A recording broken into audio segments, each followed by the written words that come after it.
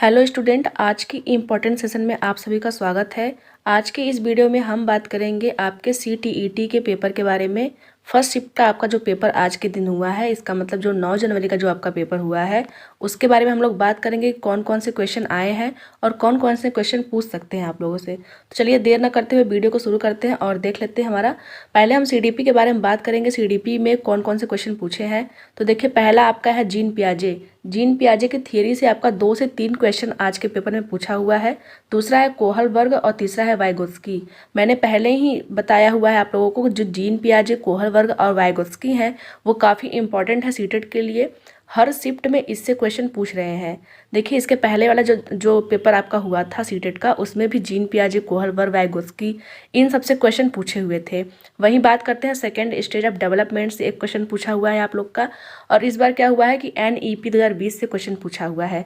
देखिए, NEP 2020 जो है उसके अंतर्गत ही एक आया था निपुण भारत योजना, जो कि 2021 में लागू हुआ है। इसलिए ये क्वेश्चन काफ़ी इंपॉर्टेंट है और इस शिफ्ट में आपसे ये क्वेश्चन पूछ दिया निपुण भारत योजना के बारे में। तो जिन बच्चों को निपुण भारत योजना के बारे में नहीं पता है, वो चैनल पर जाकर निपुण भारत योजना के बारे में पढ़ सकते हैं।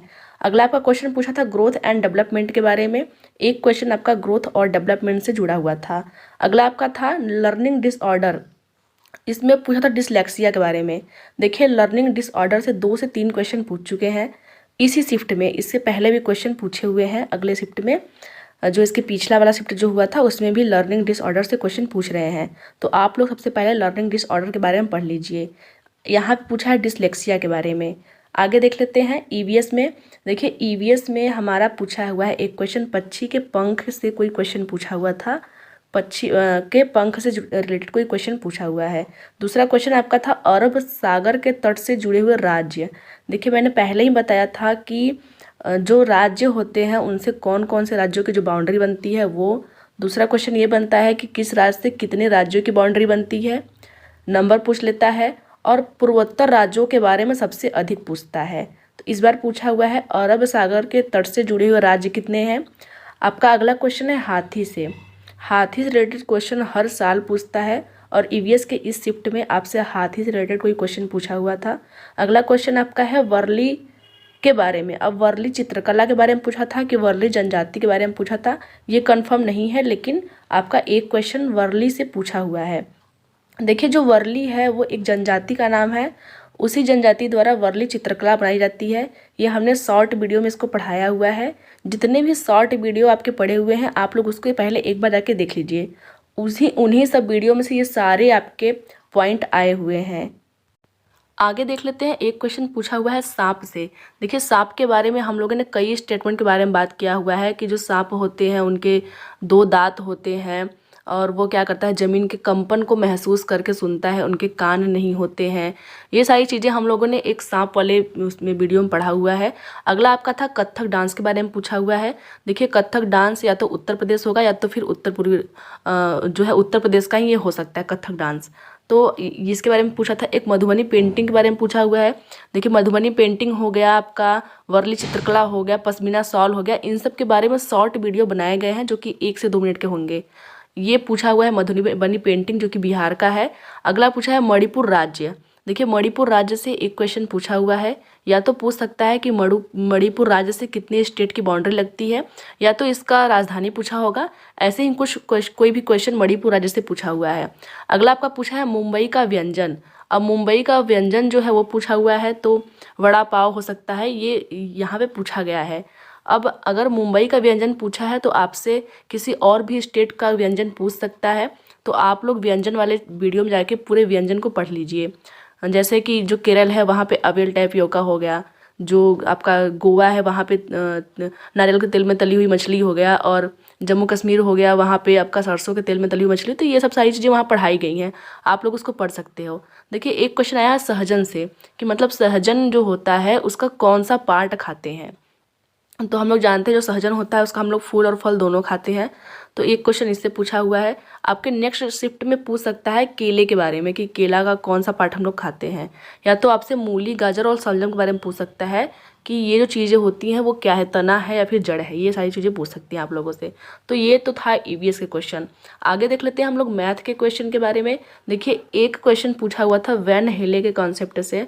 वैन हेले के जो कॉन्सेप्ट होता है उसका जो प्रारंभिक स्टेज होता है, जिसको हम लोग कहते हैं विजुअलाइजेशन, उससे सबसे अधिक क्वेश्चन पूछता है। चाक्षुषीकरण सबसे अधिक क्वेश्चन पूछता है। एक क्वेश्चन आपका था पैटर्न से। पैटर्न से पिछले वाले जो पेपर हुआ है उसमें भी पूछा हुआ था 2 क्वेश्चन, और इस बार भी 1 से 2 क्वेश्चन पैटर्न से पूछ दिया। अगला आपका क्वेश्चन है प्लेस वैल्यू, मतलब स्थानीय मान। शायद 10 करोड़ दिया हुआ था, उसका पूछा था कि स्थानीय मान किसी चीज़ का। तो आप लोग प्लेस वैल्यू और फेस वैल्यू दोनों पढ़ के जाइए, क्योंकि क्वेश्चन इससे पूछ रहे हैं। अगला आपका एरिया एंड पेरीमीटर से क्वेश्चन पूछा हुआ था। क्षेत्रफल और परिमाप से कोई स्ट्रक्चर दिया हुआ था, उसका क्षेत्रफल और परिमाप पूछा हुआ था। आपका एक क्वेश्चन सिमेट्री से पूछा हुआ है। देखिए सिमेट्री और पैटर्न बार बार एग्जाम में आ रहे हैं, तो आप लोग सिमेट्री को भी पढ़ लेंगे। एक क्वेश्चन आपका आया था फ्रैक्शन से, जिसको छोटा और बड़ा बताना था। देखिए इसके पहले वाले जो पेपर हुआ था उसमें मैंने बताया था कि या तो ये पॉइंट में करके क्वेश्चन पूछते हैं, जैसे 2.454 है तो यहाँ पॉइंट लगा देंगे, आपका दूसरा दे देंगे 25.4 दे देंगे ऐसे, और या फिर 0.25 दे देंगे। पूछ देंगे कि इसमें कौन सा बड़ा है कौन सा छोटा है, ऐसे ऑर्डर में लगाने के लिए दे देते हैं।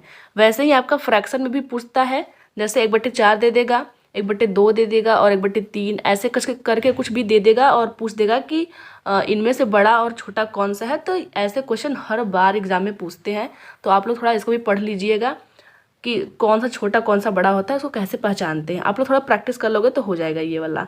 आगे आपका है संपूरक कोड के बारे में पूछा था। तो हम जानते हैं कोड जो होते हैं संपूरक होते हैं और कोटिपूरक होते हैं, तो ये वाला कॉन्सेप्ट भी आपसे पूछा हुआ था संपूरक कोड के बारे में।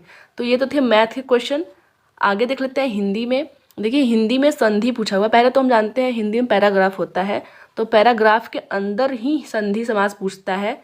तो आप लोग एक बार पैराग्राफ की प्रैक्टिस करते समय आप लोग संधि और समास की भी प्रैक्टिस कर लीजिए। संधि, समास और कारक, ये तीनों चीज़ें जो होती हैं उनसे क्वेश्चन पूछता है। और शायद एक क्वेश्चन कारक से भी आपका था, कारक से। तो ये आपका हो गया संधि, समास और कारक से क्वेश्चन पूछते हैं, तो आप लोग उसको पढ़ लीजिएगा। देखिए एक क्वेश्चन पूछा था लर्निंग डिसऑर्डर से। लर्निंग डिसऑर्डर से सीडीपी में भी क्वेश्चन पूछा हुआ है, हिंदी में भी और संस्कृत में भी पूछा हुआ है। हालांकि संस्कृत का जल्दी कोई क्वेश्चन बता नहीं पाता है, लेकिन लर्निंग डिसऑर्डर वाला क्वेश्चन पूछा हुआ है। और एक क्वेश्चन पूछा है जीन पियाजे से। जीन पियाजे से आपका उसमें सीडीपी में पूछा हुआ है और हिंदी में भी पूछा हुआ है। तो एक क्वेश्चन आपका जीन पियाजे हो गया। तो आप लोग क्या करोगे कि जीन पियाजे, वाइगोत्स्की और कोहलबर्ग, इन सबको पढ़ के वैन हेले के कॉन्सेप्ट को पढ़ लेंगे आप लोग, तो आप लोगों का पेपर काफ़ी अच्छे से हो जाएगा। तो ये तो था आज का वीडियो। मिलते हैं किसी और वीडियो में, तब तक के लिए धन्यवाद।